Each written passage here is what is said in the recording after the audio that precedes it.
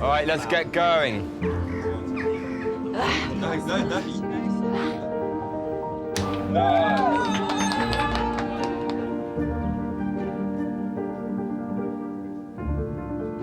In the repair shop today, a century-old music-making machine that's lost its voice.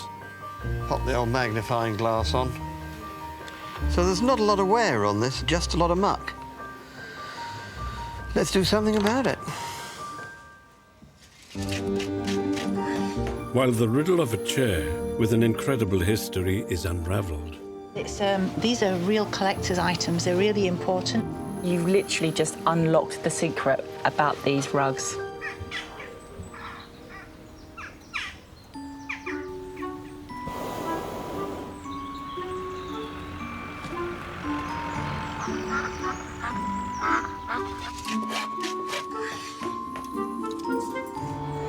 But first into the repair shop, Rita Evans from Pembrokeshire, with a treasured artefact for the attention of Steve Fletcher. Hello. Hello. Hi, I'm Steve. Hello, I'm Rita. I'm Jerry. Hello, Jay. Pleased to meet you. So, what have you got in the bag, then? Well, it's a miner's lamp.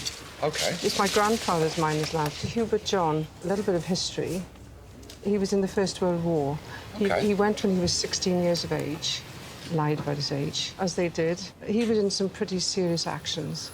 Mons, the retreat from Mons, he was at the Somme, he was at Ypres. And he survived. Survived all that, my He word. survived, yes. Yeah. Anyway, when he came back, his job on the railway was taken from him because he'd been a volunteer. Yeah. They wouldn't give him back his job. OK. So then he had to go and work in the local mine, the Pembrokeshire Colliery mine. Right. And while he was there, some time later, he was involved in a roof fall. And he used the miner's lamp to stop the roof coming onto himself. And he was lying in the depths of the miner's lamp, and they pulled him out eventually. Rita's grandfather, Hubert George John, used this lamp at the Hook Colliery in Pembrokeshire, where it's believed anthracite was mined as early as the 13th century, with men, women, and even children labouring underground. Roof falls and flooding were an inherent risk, and many men paid the ultimate sacrifice. Rita's grandfather was one of the lucky ones. So the roof fell down? The roof fell down. And he was in between that gap there? He was lying in the gap of that, yes, just about. My word. They took him home, and when eventually they went back and cleared up the roof fall, they found his miner's lamp. So not only did he survive the First World War and all that he went through, but he survived a roof fall, and this was it. This saved his life. So it's very precious to us in the family, and we want the history kept alive for the future generations. Right. Yes, yeah. But I can't open it anymore. We can't light it. So can you fix it for me? Wow, that's heavy, isn't it? It is very heavy, yes. You can see the dents on it. Please don't get rid of the dents. OK. Yeah. You can see it needs to be opened again. Yeah. So when was the last time you saw this lit? Well, I was a child. Yeah? Yeah, as a child, yeah. So to see it lit again would be absolutely wonderful. Thank you.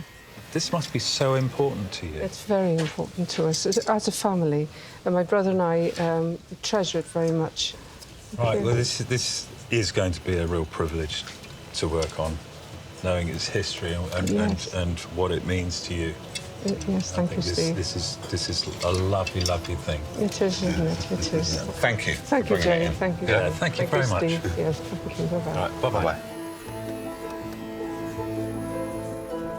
It's majorly important. Yeah, it's such a great connection with a grandfather. Yeah, no, it's unbelievable. When I look at the lamp, I feel a lot of emotion, and I remember him fondly because he was such a lovely man. And we want to be sure that the generations that follow on understand that the lamp not only had a history as a miner's lamp, but also for the man that used it.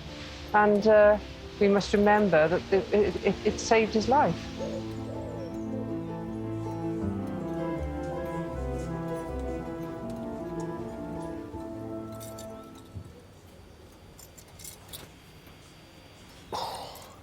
I'm not sure how I'm going to open this up without damaging it, actually.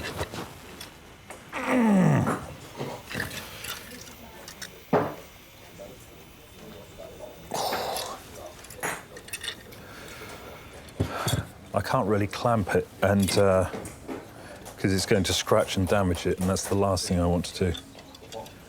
Jay, Yes, Steve. Could I call upon your assistance, please? What you got? So, I want you to hold the bottom there, and if I hold all of this, and I want to hold these bits here, Right. well, you're unscrewing it.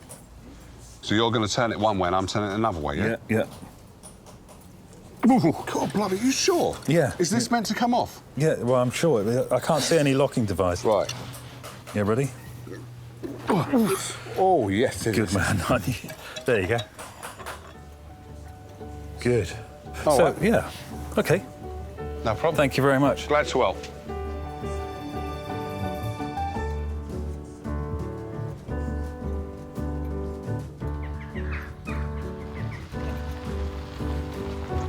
Next into the repair shop, Nicky Dean and her son Tom from West Sussex. I'm Jake. All right. Hello, and I'm Tim. Obviously in the boot it is, yeah? Sure is. They've brought along a prized possession for the attention of gramophone specialist Tim Weeks.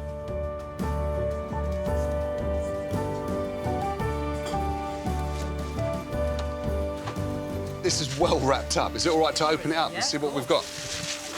Like Christmas, isn't it? Yeah. Oh.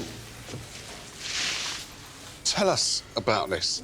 Well, this is an opera phonograph. OK. This belonged to my father, and it has been in the family about 40 years. And I inherited it 11 years ago when Dad passed away. Right. He collected phonographs and gramophones. He passed the gramophones to my brother Mark. Right. And he passed all the phonographs to myself. To a certain extent, you got the better end of the deal there, I think. The phonograph was invented by Thomas Edison in 1877 and played cylinders, unlike the gramophone, which played flat discs and was patented 10 years later.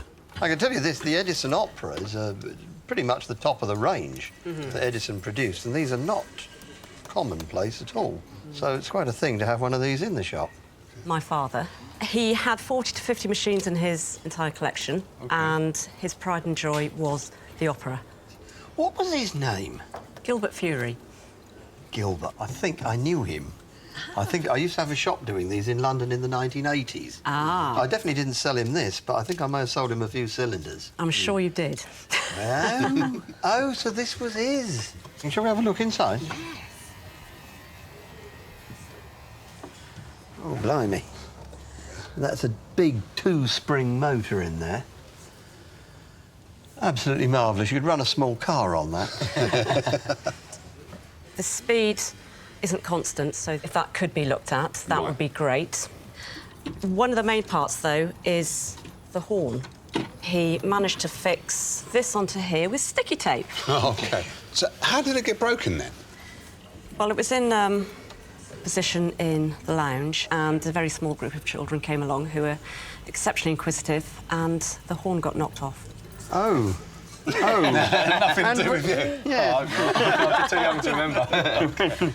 So, Tom, have you ever heard this working then? Oh, I have. I used to sit on my grandpa's lap for hours and hours on end, just absolutely transfixed by all these cylinders, all these machines that I'd never seen before. Yeah. Yeah, it was ace. It's probably where I got my love of music from.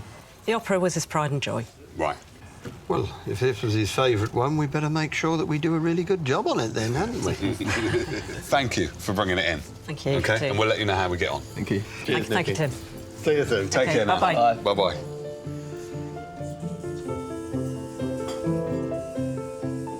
I feel as though it needs to be restored. It deserves to be. It was such a fantastic piece of machinery of its day. To have that repaired would mean so much for both of us, wouldn't it? Yeah, definitely. And your granny and Uncle Mark and everybody who remembered my father with the opera. Now, this is quite special, isn't it? Whoever the original owner of this was, back in 1910, was a very well-heeled individual, had bought the top of the range. Right. I'd certainly like to have one of these. OK. Has to be said. Well, let's get it over to your bench now. Let's do that thing. OK. Oh, here we go. All right. Yes.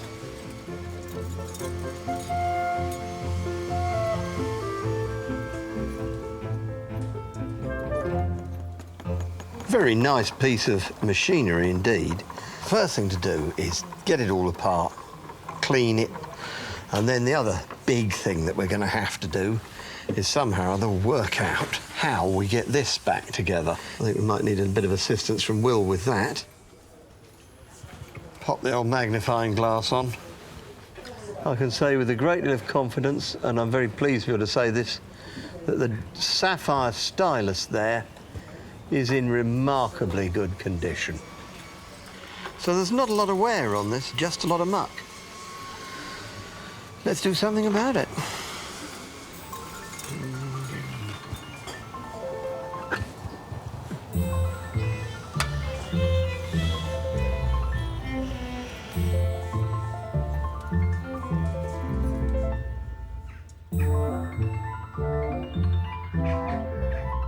While Tim sets about cleaning the phonograph, on the opposite workbench, Steve is also employing a hefty dose of elbow grease on the miner's lamp. There's quite a huge build-up of the brass cleaner, so it must have been cleaned so many times. It's about a millimetre thick in places. Once I've got rid of all of the remnants of the old polish, I'm going to then re-polish it up, and I'll put a wax coating on it so that it doesn't have to be polished all the time. As I'm cleaning this, I am thinking about all the time that this was being used down the mine. It's just what a life. I don't think I could have done it for a moment. Really respect people that did that.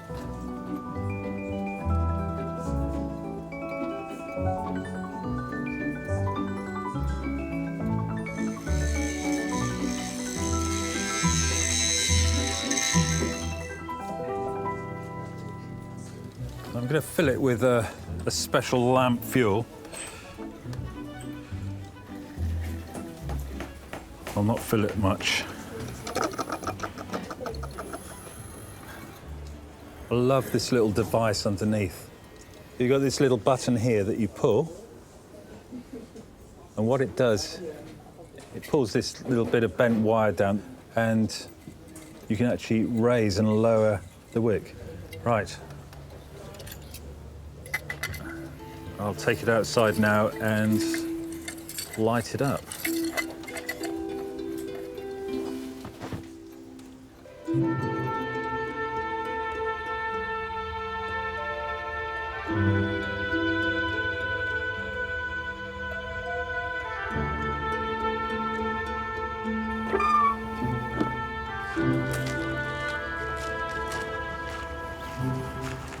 Hey. Steve, you all right? What do you reckon of that? Is that lovely? Oh, wow, my God. And it's got such history, it's absolutely fantastic. Oh, that's incredible. Yeah, I just want to light it up. You've got a lighter on? Oh, yeah. There you go.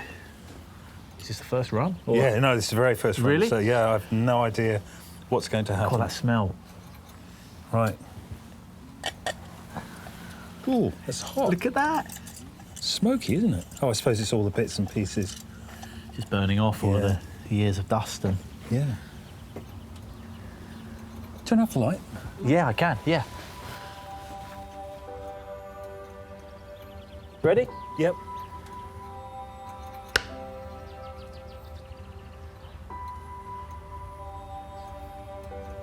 Well done. Thank you. Really good. Yeah. You imagine working in a mine and just having this for light. It's gonna be that far down, pitch black. Yeah. If that went out. Yeah, yeah. Oh, it's quite romantic though, isn't it? It's Darling. Nice. Yeah. Oh, There we go. fantastic. Right. Well done, Steve. That's Thank really you very good. much. Just leave me here in the dark. Thanks, Steve.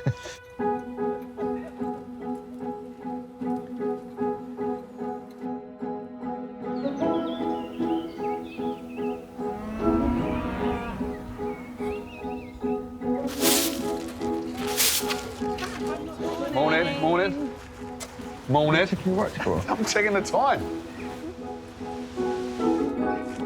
Bright and early, another eager visitor. Eleanor Harmon from Sheffield is hoping upholsterer Sonas Noranvari can restore a family heirloom with an extraordinary history. Hi. Hi. Hi. I'm Sonaz. Nice to meet you. And you? Does this chair belong to you? It does. Been wondering whose it is. Wow. That is amazing. So tell me about it. So this was my great-grandma's. So I think it's from the late 19th century because she was born in about 1870-something. And I've had it for about 15, 20 years now. But it started off in Strasbourg, where she lived. Wow. And then it moved to Würzburg in Germany after the First World War. And then in the Second World War, she came over from Germany because she couldn't stay there anymore. Eleanor's great-grandmother, Helena Manasse, was one of the hundreds of thousands of Jewish people who fled Nazi Germany and the threat of persecution. They had a Jewish background. Oh, so of course. She had to move over. So I guess this chair might have been, you know, it's nice to have your things around you. Totally, and it's a connection for her to where she's grown up, essentially, isn't it? And it's a slice of her life from then that she's got with her now, in a way, isn't it? So what are your earliest memories of the chair? Lying on the floor and plaiting every single one of these tassels and then bouncing on here. I was small enough to do that. Yeah. With my brother, I think we could both just fit in there. Really? What about the carpets, then? What's this all about? Because it's not a typical upholstery thing to have carpets sewn into your chair. So I don't know when the carpets were put on or why. My grandpa actually did have a lot of Oriental rugs in his house, and it may be that this was just one that they chopped up to put on the chair. They're unusual sizes for little rugs. Yeah. Is what's popped into my mind. I'm half Persian, so and we lived in Iran on and off, and I learned how to make rugs out there. So it'll be a voyage of discovery for me as well. So what do you want me to do with the chair? Well, there's some obvious things. There's some apart obvious from things. respringing the base, which is the obvious bit. So there's a huge split here. Yeah. Lots of wear on the arms here and here. Yeah. And obviously the rug is not well sewn on and isn't very secure. So is the rug staying? I'd love the rug to stay. Okay. Please keep everything that you can. Okay. That's pretty clear. It would mean so much to me to have it repaired so that I could at least sit on it again. It would be lovely. I will try my best. Thank you. All right. OK, thanks. See you soon. Bye. Bye.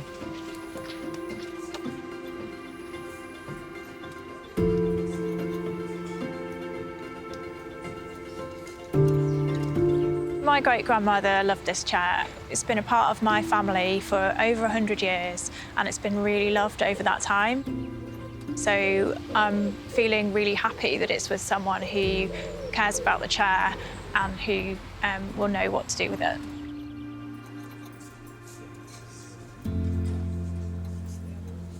How you doing? Good, thank you. And you? Very good. It's a nice chair, isn't it? It's a fabulous chair. It's seen some life as well, hasn't it? Yeah. If only if this chair could talk, eh? Oh, absolutely. The Amount of stories. As you unpick this sort of thing, it starts to reveal its secrets, doesn't it? But until then, it's keeping it close to its chest. I don't know how I'm going to get these back on in a way that makes it usable. Let's have a cut. Let's see. Look, it's revealing the original colour blue. Oh, that's gorgeous. Yeah. Nobody's seen that for generations. Sorry. No, no. It's okay. Blue. Almost there. Really? Yeah. There we go. All right, let's turn it around now. Here.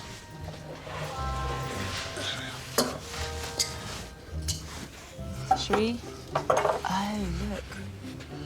So that's that. Oh, but bless. What they've done is they've just done a repair job. Something must have happened to the back of that. Yeah.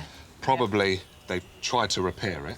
Yes. And then that fabric they couldn't put back on. And that would explain why the rugs are on there. There you go, yeah. Well done, Jay. It's quite ingenious, I must say, because it's all part of that kind of make, do and mend revolution, where whatever you had, you just repaired it. Yeah. You think this was wartime, so they would have used what they had. Really cool. All right, what I'm going to do is leave you with all of that to take off. OK. And I'm going to go and find some fabric. OK, thank All you. right? Yeah, thank you. When we used to live in Iran, how we lived was quite traditionally. So we used to just clean rugs in the courtyard with, you know, a big scrubbing brush or a big broom. So it actually does take me right back to being a child in Iran. And then we'd hang them outside to dry. It was as simple as that. These need a little bit more TLC, I think. I don't think they can be quite so brutally cleaned.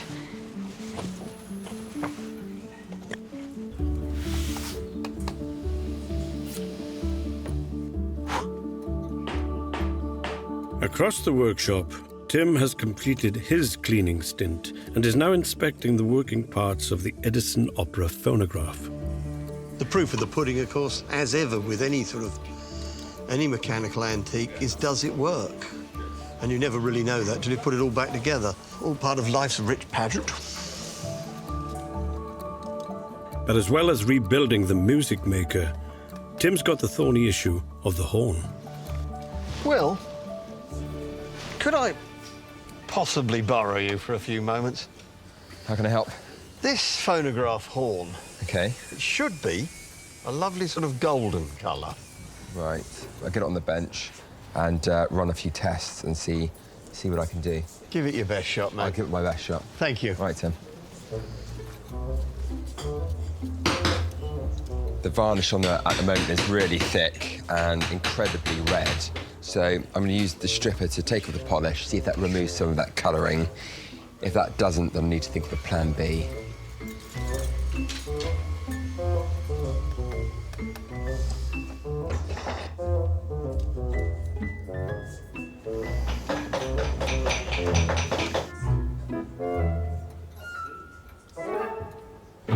Now let's see if it actually works.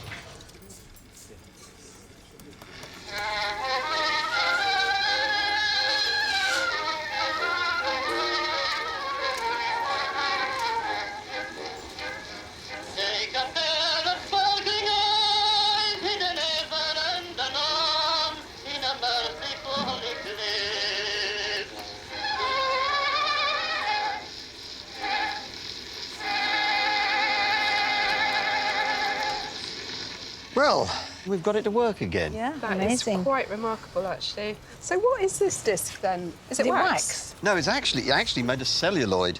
Edison Amberols, as they were called. It's one of the very first forms of plastic. Can I have a look at it? The earlier ones were made of wax. But, yeah, try it.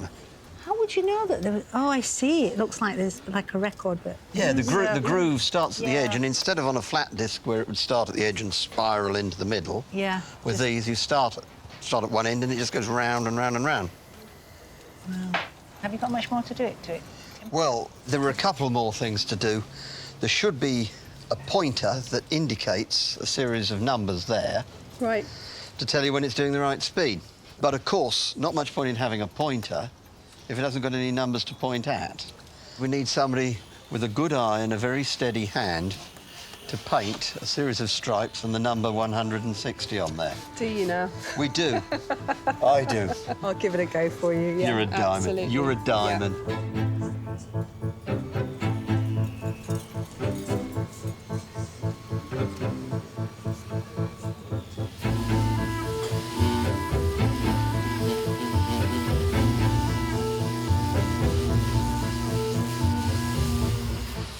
The stripper has done a fantastic job at getting that nasty layer of varnish off, but there's still quite a lot of purple in the wood surface itself. So I'm working my way around with a really soft grit sandpaper until that purple comes out.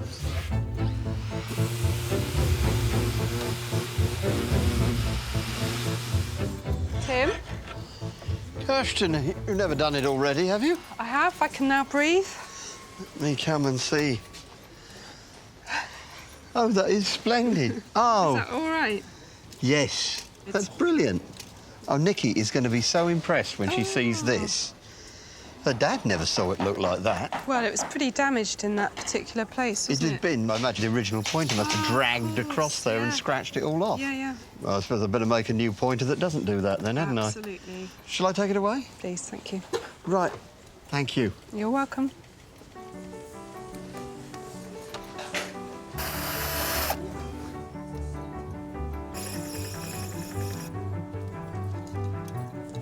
Across the barn, Steve's got high hopes for the miner's lamp as he gives it one final polish.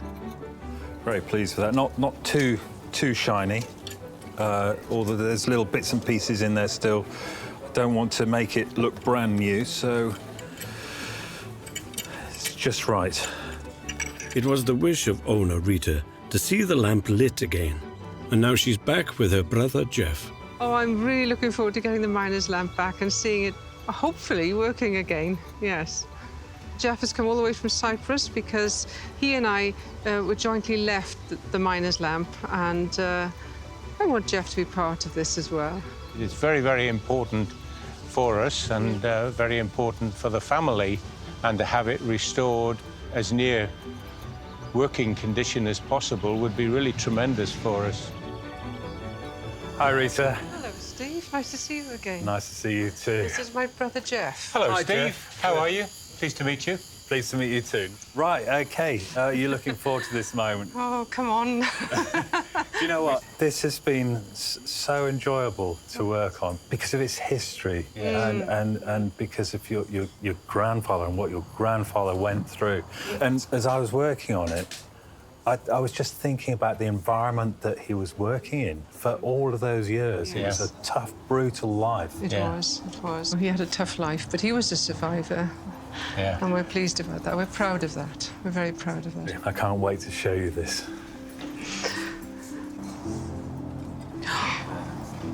Oh. Look at that. That's amazing. That's amazing. It's lovely. It's fantastic. Wow, look at it. Yeah. It's wonderful. Oh. I didn't want to do too much because, you know, every little ding and dent. They tell a story. It does tell a story. Yes, that's perfect. I did remove a lot of old polish. Yes. Now that would have been our grandmother. Right. She polished it weekly for years. Yep. Right, would you like to see it lit? Oh, amazing. So it comes apart quite easily now. I did find a wick in the bottom of the tank there. You've used the wick again? I've used the wick again. That's right. So, that's good. totally original. Yes. Original. Such a little light. Oh, look. Oh, look. It's amazing. Oh, that's brilliant. He always sort of seemed to have a reverence to the lamp when he handled it. He seemed to be very careful about what he was doing with it. Yes. When was the last time you saw it lit? I was a child. I was very small. Yes. It was wonderful, absolutely wonderful. Thank you. We're just so thrilled with it. I feel my heart's going like a drum. I'm so excited. It's lovely. Brings back memories of a guy that was my hero. Yes, yes. And, you know, it's so nice to have it back. He was the last one to light that lamp, and now we're lighting it for him to remember him. Yes.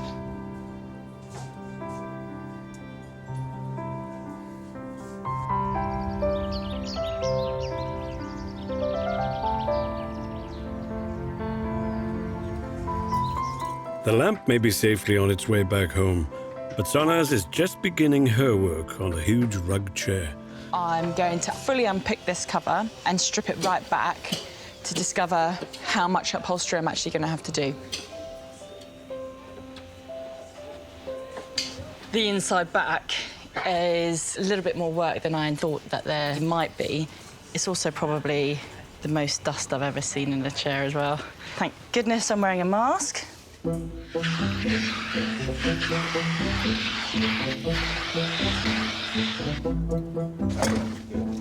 With the chair stripped back to its bare bones, Sonaz can now rebuild its structure, beginning with the webbing which supports the body weight of the sitter. So I'm stapling my webbing on instead of tacking it on, because although I've filled quite a few holes where the tacks have been, I'm going to get a better fix with my staple gun. That's going to ensure that the webs aren't going to move in any way. Having webbed a good, strong foundation, Sonaz now arranges springs on the base before knotting them tightly together.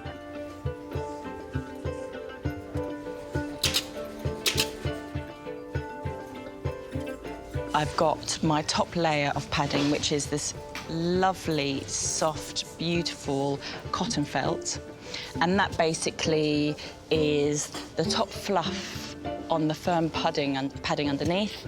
Now I'm going to cover the whole base in calico, and the calico forms the shape and brings everything nice and tight underneath the cover.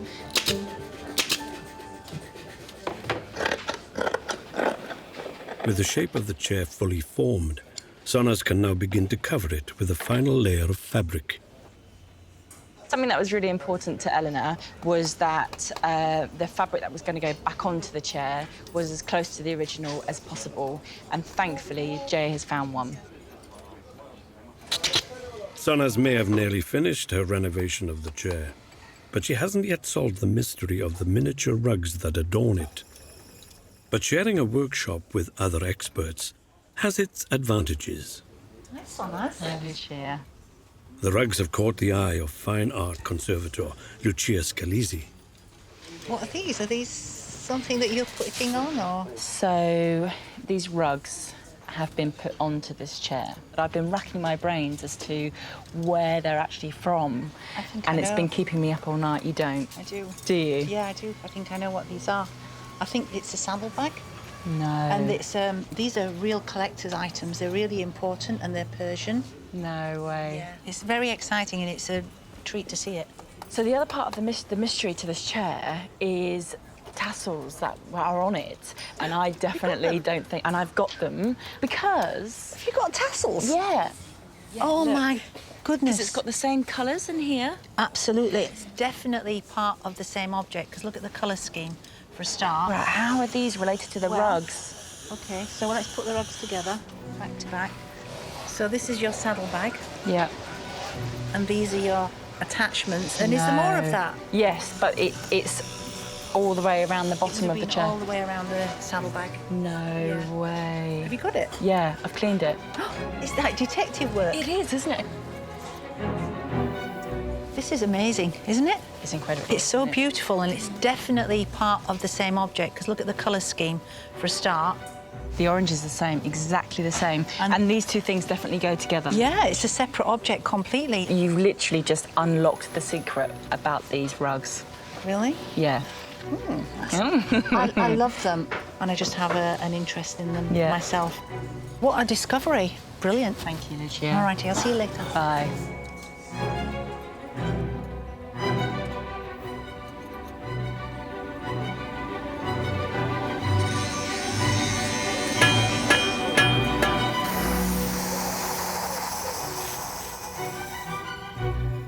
Lucia may have unlocked the mystery of the rug chair. And there we go. But the renovation of the phonograph is also needing some direction. Tim is making a pointer for the speed dial. The thing about the Edison Opera is they're so rare that the parts were only used on this one machine. So getting a spare one just doesn't happen. So the only possible solution is make it myself.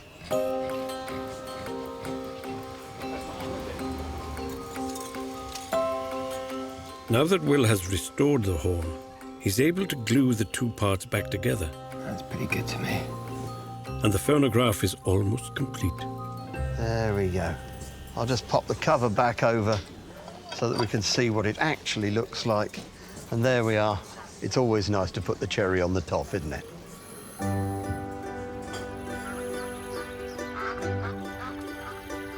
If I'm not much mistaken, this must be Nikki and Tom, Hi, yes? Nicky, I'm Will. How do you do? Hello, Tom. Welcome back to the repair shop. Hi, Nikki. The opera was looking extremely sad and just so excited to see what Tim has been able to do with it. Do you want to come in and see what we've been up to? Oh, yes, please. Right, then. After you. Thank you. Thank you. The opera was the pride of my father's collection, so to see that fixed would just mean the world to me. Well, Nikki, Tom, welcome back. I expect you're keen to see what we've done today. Oh, very excited. Let's just open her up and see if you can spot any obvious differences. Oh, wow.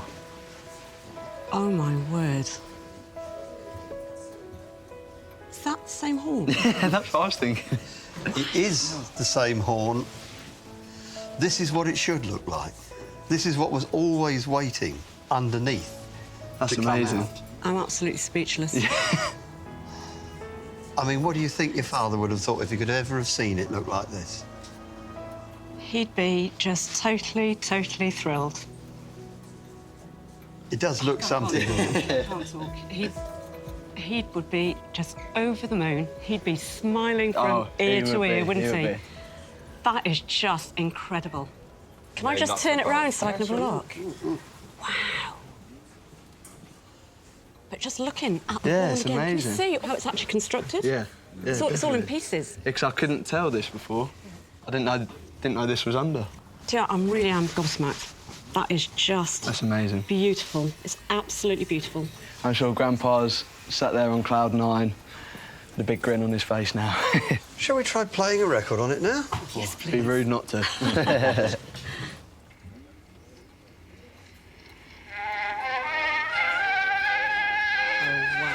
Absolutely perfect. That sounds much better. I can see Grandpa standing there. Definitely. Singing and conducting. Yeah, oh yeah.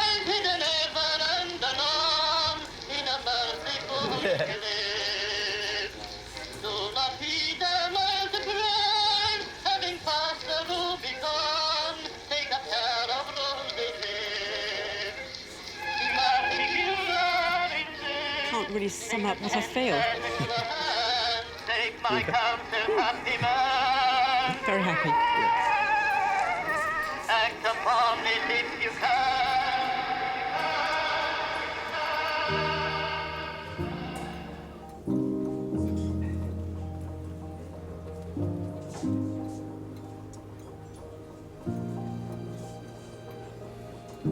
I was feeling exceptionally nostalgic,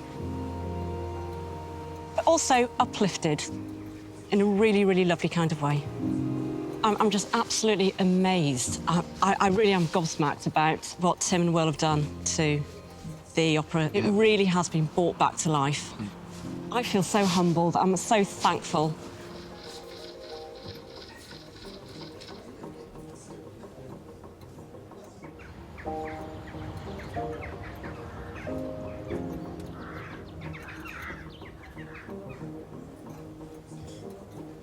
Sonaz is nearing the end of her journey with a chair that emigrated with the family all the way from war-torn Germany.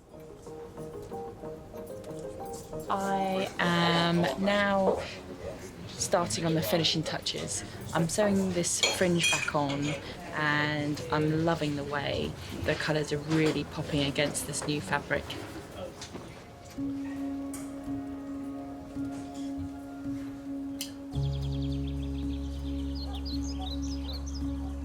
Owner Eleanor has returned to collect her treasured chair, and she's brought her mother, Catherine, who also has strong memories of the chair and its previous owner. It was always part of my grandmother. It was just something that was always there with her. She lived with us for a time, and the chair and the grandmother just sort of went together. My memories are really happy memories. I just loved it because of its colours and how different it was. I'm hoping that Sonaz will have brought it back, and I can sort of see it as my great-grandmother would have seen it. Hi, Eleanor. Hi. Hello. Hi, nice to see you again. How are you both? Very good. Hi. Looking forward to seeing this lovely Interested chair. to see what it looks like. Shall I go for it? Ready? Oh, God. That's amazing. Well, it looked really tired, and now it looks sort of blooming, sort of, if you see what I mean. It's really nice. Oh, it's lovely. Thank you so much. What we discovered is that they're rugs taken from saddlebags, and actually that these tassels were once part of the saddlebags, used on the animal to decorate it, whether it be a horse or a camel. And actually they're made in the sort of second half of the 19th century in southern Iran, near the city of Shiraz. That's amazing. So they're Persian. Extraordinary. So I know how attached you were to the fabric that was on here. So I thought it'd be really nice if you had a scatter cushion made up to go with it. just to keep That's it beautiful. kind of... That's lovely. Amazing, thank you. My pleasure. I actually haven't sat in it yet because I always feel that the owners of the chair should be the first people to sit in anything I've reupholstered or restored. Are you OK to bring it down with me, Eleanor?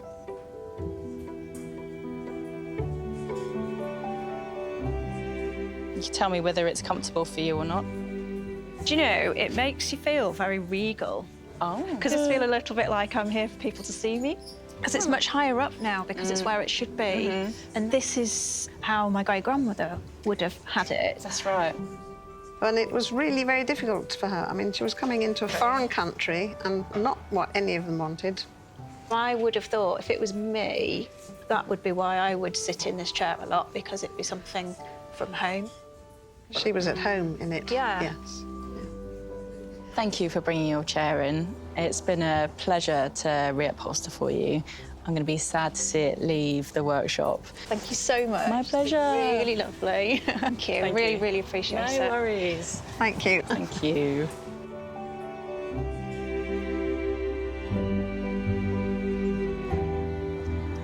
What do you think?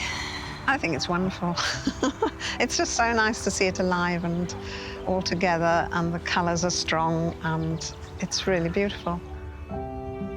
Now I know a little bit more about where the actual rug and the tassels have come from. That was a complete surprise.